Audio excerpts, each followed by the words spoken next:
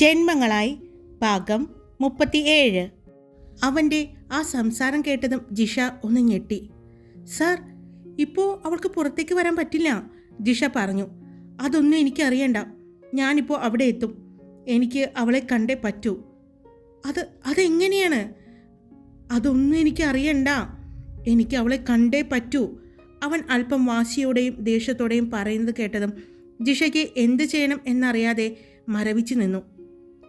പെട്ടെന്നാണ് അവളുടെ പുറകിൽ നിന്നും സഞ്ജയ് അവളുടെ ഫോൺ വാങ്ങിയത്. ഒരു ഞെട്ടലോടെ അവൾ സഞ്ജയെ നോക്കി. സഞ്ജയ് അവളുടെ മുഖത്തേക്ക് നോക്കി. അവൾ ഒരു പേടിയോടെയാണ് അവനെ നോക്കി നിന്നത്. ഞാൻ പറയുന്നത് കേൾക്കുന്നുണ്ട് ജിഷ? എനിക്ക് അവളെ കാണണം, അവളെ എനിക്ക് കണ്ടേ പറ്റൂ. ഞാൻ അങ്ങോട്ട് വരികയാണ്, സിദ്ധാർത്ഥ് പറഞ്ഞു. ഹലോ, ഇതാരാണ് സംസാരിക്കുന്നത്? പെട്ടെന്ന് സഞ്ജയ് ചോദിച്ചു. സഞ്ജയുടെ ശബ്ദം കേട്ടതും അവിടെ നിന്ന് ഒട്ടും പതർച്ചയില്ലാതെ സിദ്ധാർത്ഥ് പറഞ്ഞു, എനിക്ക് ഭദ്രയെ കാണണം. ഭദ്രയെ കാണണമെന്ന് പറഞ്ഞാൽ കാണണം, അത്രയേ ഉള്ളൂ. ഞാൻ അങ്ങോട്ട് വരികയാണ്. വീണ്ടും സിദ്ധാർത്ഥ് അതുതന്നെ പറഞ്ഞുകൊണ്ടിരുന്നു. സഞ്ജയ് അല്ലേ? സിദ്ധാർത്ഥ് ചോദിച്ചു. അതെ, സഞ്ജയ് പറഞ്ഞു. സഞ്ജയ്, എനിക്ക് ഭദ്രയെ കാണണം, എൻ്റെ പെണ്ണിനെ കാണണം. പ്ലീസ്. എങ്ങനെയൊന്നും എനിക്കറിയില്ല, പക്ഷേ എനിക്ക് അവളെ കണ്ടേ പറ്റൂ. പ്ലീസ്. ഇന്ന് വരെ ആരോടും അപേക്ഷിച്ചിട്ടില്ല, പക്ഷെ ഞാൻ എൻ്റെ പെണ്ണിന് വേണ്ടി അതും ചെയ്യാൻ തയ്യാറാണ്. അവൻ പറഞ്ഞതും സഞ്ജയ് ജിഷയുടെ മുഖത്തേക്ക് നോക്കി. ഒരു അമ്പരപ്പോടെ നിൽക്കുകയാണ് അവൾ. അവളുടെ കയ്യിലെ നഖം മുഴുവനും കടിച്ചു തീർക്കുന്ന ലക്ഷണമാണ് കണ്ടിട്ട്. പെട്ടെന്ന് സഞ്ജയ് അവളുടെ കൈക്കിട്ട് ഒരു അടി കൊടുത്തു. അവൾ ഞെട്ടലോടെ അവനെ നോക്കി. നിനക്ക് വിശക്കുന്നുണ്ടെങ്കിൽ നഖം കടിച്ച് പറിക്കാതെ എന്തെങ്കിലും പോയി കഴിക്കാൻ നോക്ക്, സഞ്ജയ് പറഞ്ഞു. ഹലോ സിദ്ധാർത്ഥ്, ഇങ്ങോട്ട് പോരൂ, ഇവിടെ ഞാനുണ്ടാകും. ഭദ്രയെ തനിക്ക് കാണാം, അവൻ പറഞ്ഞു. ഒരു 10 മിനിറ്റ്, അതിനുള്ളിൽ ഞാൻ എത്തും എന്ന് പറഞ്ഞ് സിദ്ധാർത്ഥ് ഫോൺ വെച്ചു. സഞ്ജയ് ജിഷയുടെ മുഖത്തേക്ക് നോക്കി. അവളുടെ മുഖം താണുപോയി. അവൾ വേഗം അവിടെ നിന്ന് ഭദ്രയുടെ റൂമിലേക്ക് ചെന്നു. സഞ്ജയ് തന്നെ ഇനി വെറുതെ വിടില്ല എന്ന് അവൾക്ക് അറിയാമായിരുന്നു. ഒരുപാട് ചോദ്യങ്ങൾ ഉണ്ടാകുമെന്നും മനസ്സിലായി അവൾ ഭദ്രയെ നോക്കി. പനിയുടെയും ആ മരുന്നിൻ്റെയും ക്ഷീണത്തിൽ ആള് നല്ല ഉറക്കമാണ്. അപ്പോഴേക്കും സഞ്ജയ് അവരുടെ അടുത്തേക്ക് എത്തിയിരുന്നു. എന്നു മുതൽ തുടങ്ങി? അതാരാണ്? സഞ്ജയ് ജിഷയോട് ചോദിച്ചു. അത് കൈലാസം തറവാട്ടിൽ സിദ്ധാർത്ഥ് മേനോനാണ്, ജിഷ പറഞ്ഞു. ഏത്? നമ്മുടെ കൈലാസം എൻ്റർപ്രൈസസിൻ്റെ CEO സിദ്ധാർത്ഥ് മേനോനോ? സഞ്ജയ് ചോദിച്ചു. അതെ. അവൻ ജിഷയെയും അവിടെ തളർന്നു കിടക്കുന്ന ഭദ്രയെയും നോക്കി. ഇതൊക്കെ എപ്പോൾ, എങ്ങനെ? സഞ്ജയ് ചോദിച്ചു. പറയാം, ഇങ്ങോട്ട് വാ. അവളെ വെറുതെ ശല്യപ്പെടുത്തണ്ട, ജിഷ പറഞ്ഞുകൊണ്ട് സഞ്ജയം കൊണ്ട് ആ റൂമിൽ നിന്നും പുറത്തേക്ക് നടന്നു. ഇനി ഒളിച്ചു വയ്ക്കാൻ പറ്റില്ല എന്ന് തോന്നിയ ജിഷ സഞ്ജയുടെ എല്ലാ കാര്യങ്ങളും പറഞ്ഞു. ഭദ്ര സഞ്ജയുടെ പുറകെ നടന്നതും തിരിച്ച് അവളുടെ പുറകെ നടന്നതും ഭദ്രയുടെ ഇഷ്ടം സ്വീകരിച്ചതും അവർ ഒരുമിച്ച് നാട്ടിലേക്ക് വന്നതും ഇന്നലെ കോളേജിൽ വെച്ചുണ്ടായ സംഭവം വരെ എല്ലാ കാര്യങ്ങളും ജിഷ സഞ്ജയോട് പറഞ്ഞു. എല്ലാം കേട്ട് ഒരു അമ്പരപ്പിൽ നിൽക്കുകയായിരുന്നു സഞ്ജയ്. നിങ്ങൾ എന്തുദ്ദേശിച്ചാ സിദ്ധാർത്ഥിനോട് ഇങ്ങോട്ട് വരാൻ പറഞ്ഞത്? ഇപ്പോൾ ഇങ്ങോട്ട് വരുമ്പോൾ ഇവിടെയുള്ളവർ എല്ലാവരും സിദ്ധാർത്ഥിനെ തിരിച്ചറിയില്ലേ? ജിഷ ചോദിച്ചു. അപ്പോഴാണ് അതിനെപ്പറ്റി സഞ്ജയും ആലോചിച്ചത്. ഒരു ആവേശത്തിന് വരാൻ പറഞ്ഞു, പക്ഷേ അത് കൈലാസം തറവാട്ടിൽ സിദ്ധാർത്ഥ മേനോനാണെന്ന് അറിയാതെയാണ് പറഞ്ഞത്. ശരിയാണല്ലോ, അപ്പോൾ ഇനി എന്തു ചെയ്യും? സഞ്ജയ് ജിഷയോട് ചോദിച്ചു. എന്നോടാണോ ചോദിക്കുന്നത്? എനിക്കൊന്നും അറിയില്ല.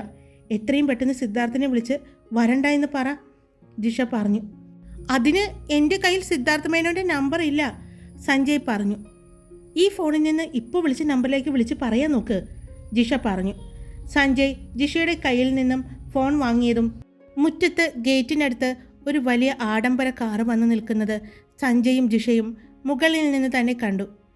ഇനി വിളിച്ചിട്ട് ഒരു കാര്യവുമില്ല, ആളെത്തിക്കഴിഞ്ഞു, ജിഷ ഗേറ്റിന് പുറത്തേക്ക് നോക്കിക്കൊണ്ട് തന്നെ പറഞ്ഞു.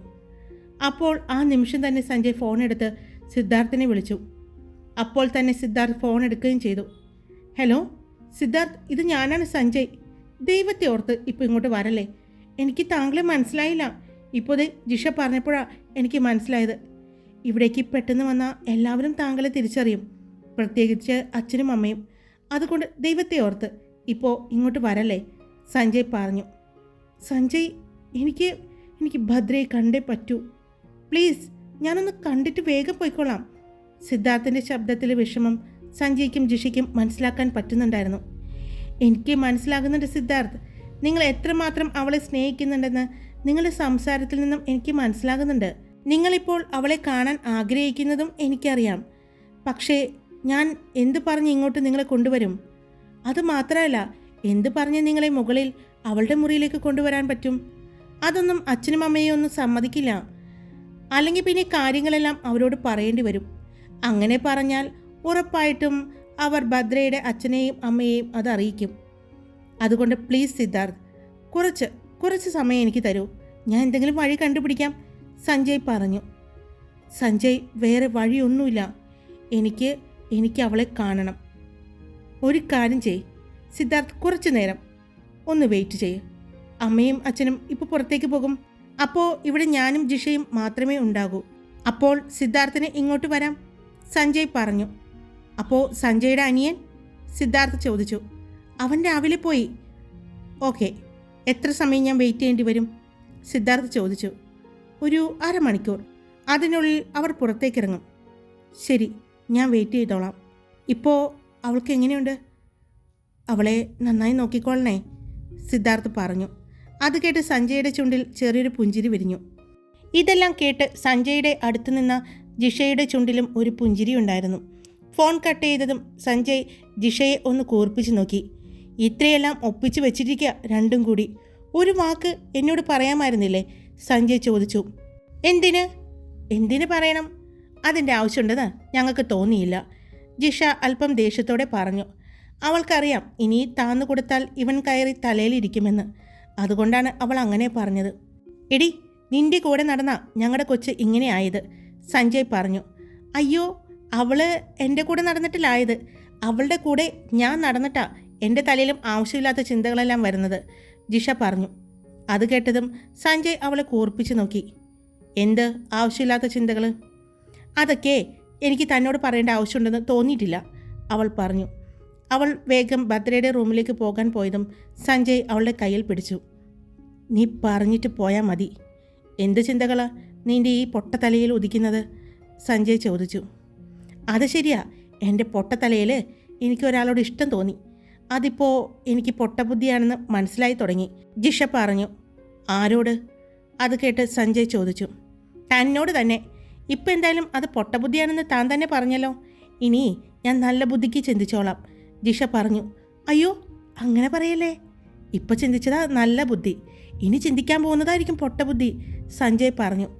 അതെ, ഇങ്ങനെ കിടന്ന് പറഞ്ഞുകൊണ്ടിരിക്കാതെ ആ പുറത്ത് കിടക്കുന്ന വമ്പൻ സ്രാവില്ലേ, അതിനെ എങ്ങനെയെങ്കിലും അകത്തേക്ക് കയറാൻ നോക്ക്. അല്ലെങ്കിൽ അതിൻ്റെ സ്വഭാവം അറിയില്ല നിങ്ങൾക്ക്, മഹാമോശമാണ്. പ്രത്യേകിച്ച് അകത്ത് കിടക്കുന്ന മുതലിൻ്റെ കാര്യത്തിൽ ആള് ഒരുപാടൊന്നും ക്ഷമിച്ച് തരില്ല. അതുകൊണ്ട് സൂക്ഷിച്ചോ, ജിഷ പറഞ്ഞുകൊണ്ട് അകത്തേക്ക് പോയി. അത് കേട്ടതും സഞ്ജയ് ആലോചനയിലായിരുന്നു. എങ്ങനെ അതിനെ അകത്തേക്ക് കയറ്റും? ഇനി അഥവാ കയറ്റിയാൽ തന്നെ അമ്മയും അച്ഛനും വരുന്നതിന് മുമ്പ് തിരിച്ചു പോവോ? പറഞ്ഞു വിടണം, ഇല്ലെങ്കിൽ എല്ലാവരും കൂടി എണ്ണിയിട്ട് പഞ്ഞിക്കിടും, സഞ്ജയ് ആലോചിച്ചുകൊണ്ട് അവളിനും വേഗം ഭദ്രയുടെ റൂമിലേക്ക് ചെന്നു.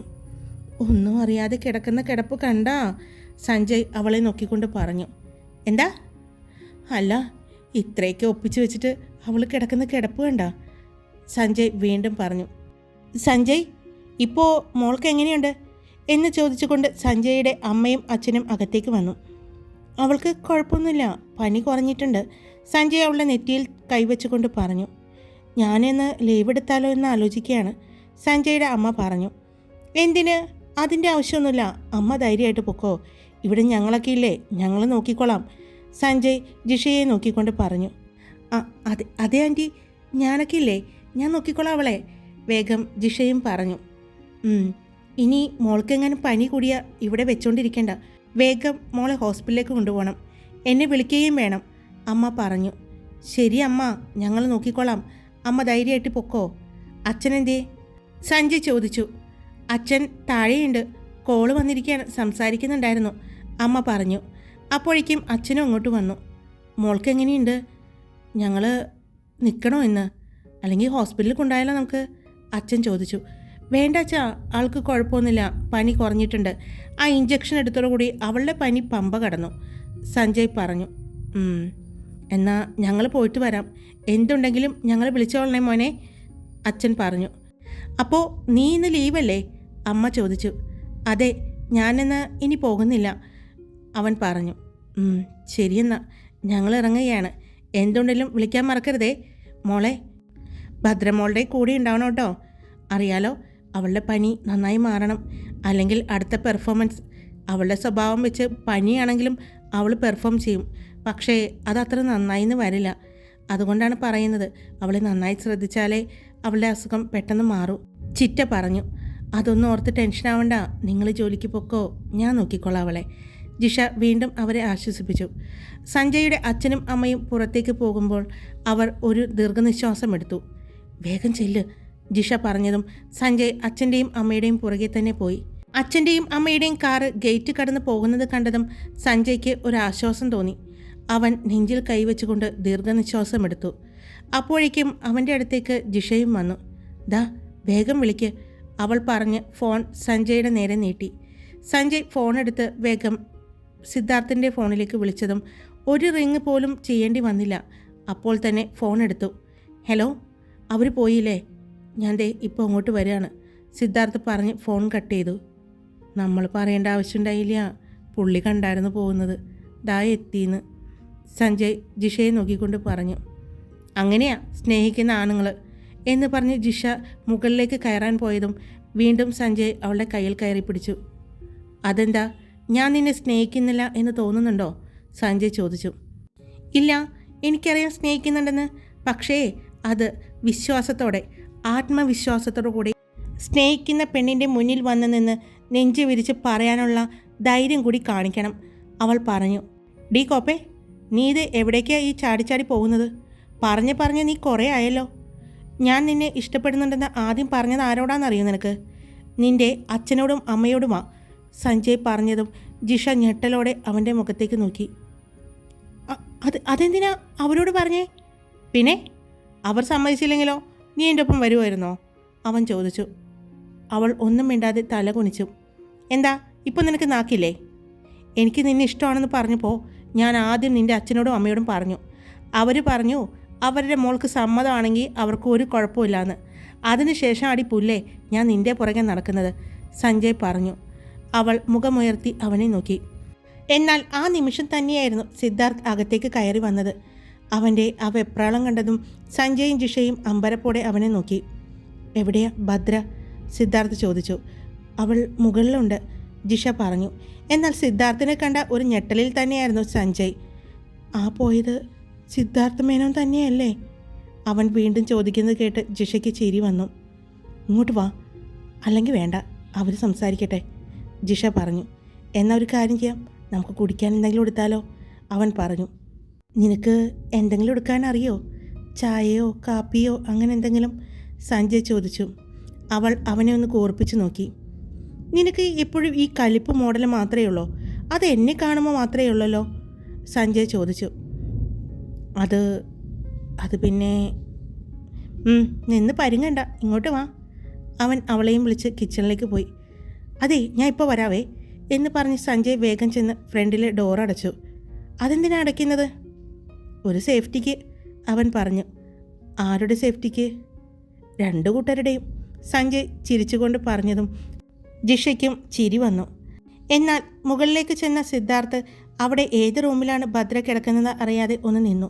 പിന്നെ അവളെ വീഡിയോ കോളിൽ വിളിക്കുമ്പോൾ കാണുന്ന ഏകദേശം ഒരു രൂപം വെച്ച് അവൻ നടന്നു. അപ്പോൾ ആ റൂമിൽ ഭദ്ര കിടക്കുന്നത് കണ്ടു. അവൻ വേഗം അവളുടെ അടുത്തേക്ക് ചെന്നു. വാടിത്തളർന്ന് കിടക്കുന്ന അവളെ കണ്ടതും അവൻ്റെ ഉള്ളൊന്ന് നേറി. ഇന്നലെ അത്യധികം ഉത്സാഹത്തോടെ നൃത്തം ചെയ്യുന്നതും അത് കഴിഞ്ഞ് അവൾ എല്ലാവരുടെയും കൂടെ ഇരുന്ന് ആ ലോലിപ്പോപ്പും ചപ്പിക്കൊണ്ടിരിക്കുന്നതും അതിനുശേഷം പാടവരമ്പത്ത് കൂടെ നടന്നതും ഏറുമാടത്തിൽ വെച്ച് സംഭവിച്ചതും എല്ലാം ഒരു മിന്നായം പോലെ സിദ്ധാർത്ഥിൻ്റെ മനസ്സിലൂടെ തെളിഞ്ഞു. അപ്പോൾ ആ പെണ്ണാണ് ഈ കിടക്കുന്നതെന്ന് അവൻ വിശ്വസിക്കാൻ പോലും പറ്റിയില്ല. അവൻ അവളുടെ മുഖത്തേക്ക് നോക്കി. അവളുടെ അടുത്ത് ബെഡിലിരുന്നു. അവൻ്റെ കൈകൾ അവളുടെ തലയിലൂടെ തലോടിക്കൊണ്ടിരുന്നു. അവളുടെ മുഖത്തും അവൻ്റെ കൈകൾ ഓടി നടന്നു. ഇപ്പോൾ ചെറിയൊരു ചൂടേ ഉള്ളൂ എന്ന് അവന് തോന്നി. അവൻ അവളുടെ മുഖത്ത് തന്നെ നോക്കിക്കൊണ്ടിരുന്നു. എന്നാൽ സിദ്ധാർത്ഥിൻ്റെ സാമീപ്യം അറിഞ്ഞതുപോലെ ഭദ്രയുടെ ശരീരം ഒന്ന് വിറച്ചു. അവൾ പതിയെ കണ്ണ് തുറക്കാൻ തുടങ്ങി. അവൾ കണ്ണ് തുറന്ന് നോക്കുമ്പോൾ മുന്നിൽ ഇരിക്കുന്ന സിദ്ധാർത്ഥിനെ കണ്ടു.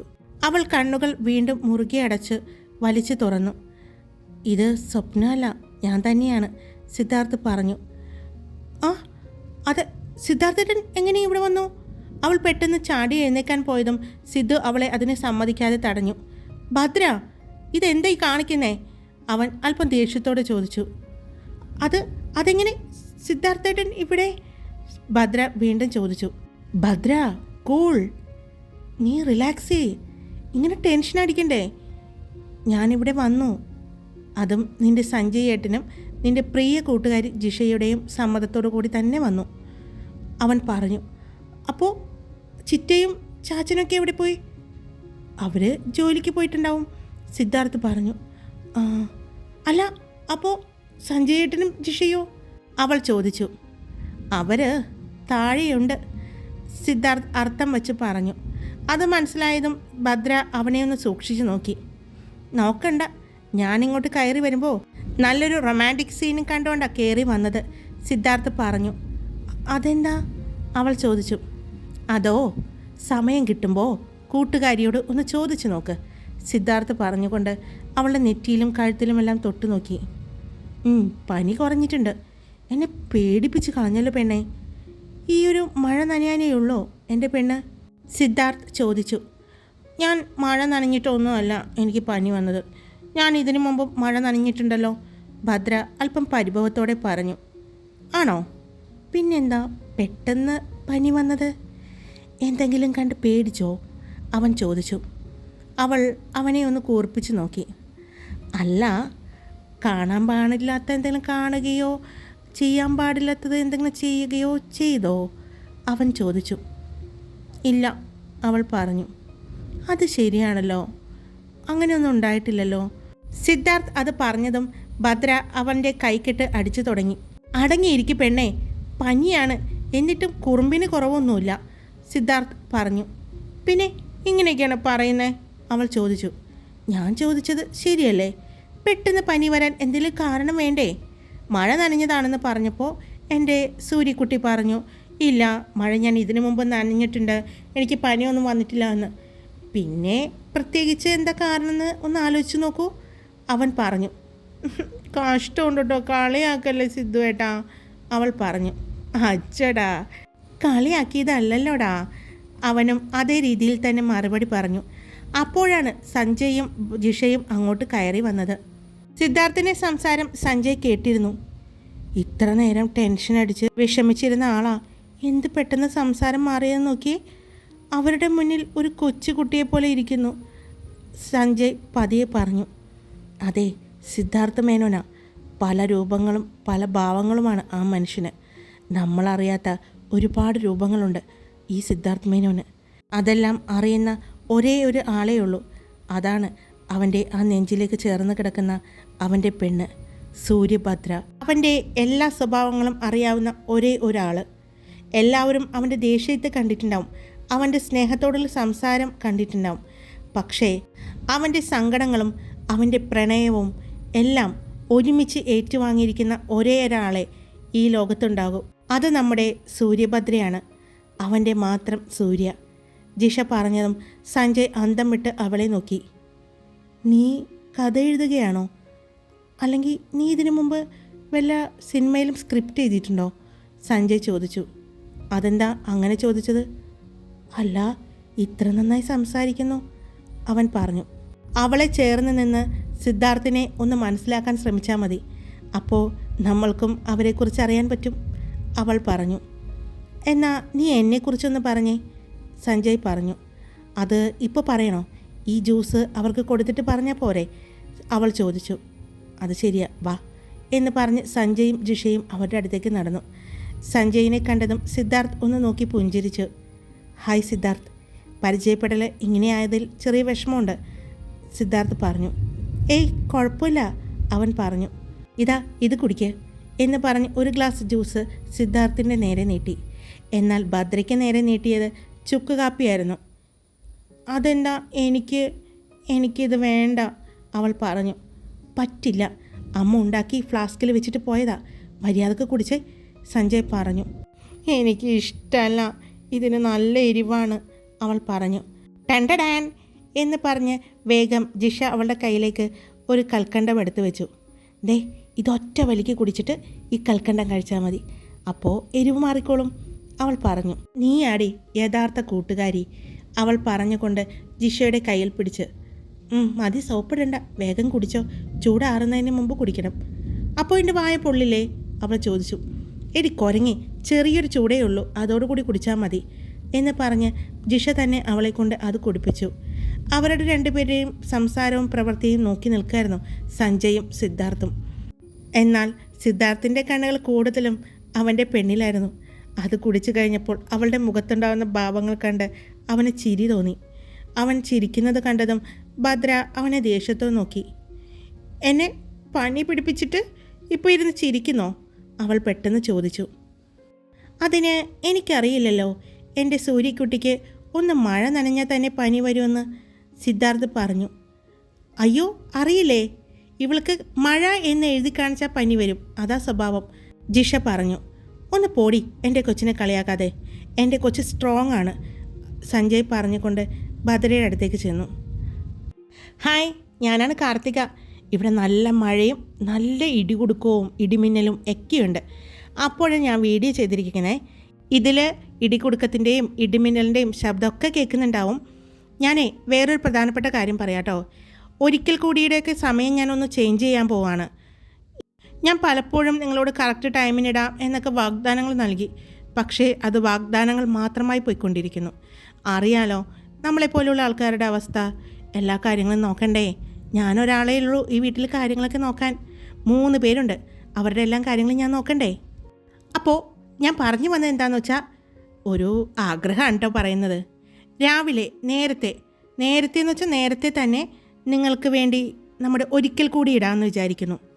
അതിനുശേഷം ജന്മങ്ങളായി, അതിനുശേഷം നിന്നിൽ അലിയാൻ, ഇങ്ങനെ 3 സ്റ്റോറിയും കൊണ്ടുപോകാൻ ഞാൻ ആഗ്രഹിക്കുന്നു. സാധിക്കുമോ എന്ന് ഒരു വിശ്വാസവും. ഇന്നെന്തായാലും മറ്റു വീഡിയോകൾ ഉണ്ടാവാൻ സാധ്യതയില്ല. ഇവിടെ നല്ല ഇടിമിന്നലുണ്ട്, ഇടികുടുക്കമുണ്ട്. ഫോൺ നോക്കിയിരുന്നു കഴിഞ്ഞാൽ മിക്കവാറും എൻ്റെ ഫോൺ അപ്പുറത്തെ പറമ്പിലേക്ക് പോകും. അതുകൊണ്ട് ഇന്നൊരു ദിവസത്തേക്ക് എനിക്കൊരു ബ്രേക്ക് തരണേ. അതുമാത്രമല്ല, ശബ്ദത്തിന് ചെറിയൊരു മാറ്റം വന്നിട്ടുണ്ട്. വേഗം മരുന്ന് കഴിച്ചാൽ നല്ല സ്ട്രോങ് ആയിട്ട് 3 സ്റ്റോറിയുമായിട്ട് ഞാൻ നിങ്ങളുടെ അടുത്തേക്ക് വരാം. എല്ലാവിടെയും മഴയും ഇടികുടുക്കവും ഇടിമിന്നലൊക്കെ ഉണ്ടോ, അല്ലെങ്കിൽ ഇവിടെ മാത്രമേ ഉള്ളോ അറിയില്ല. ഉണ്ടെങ്കിൽ ഒന്ന് കമൻറ്റ് ചെയ്തേക്കണേ. Okay, bye, love you all, it's me Karthika.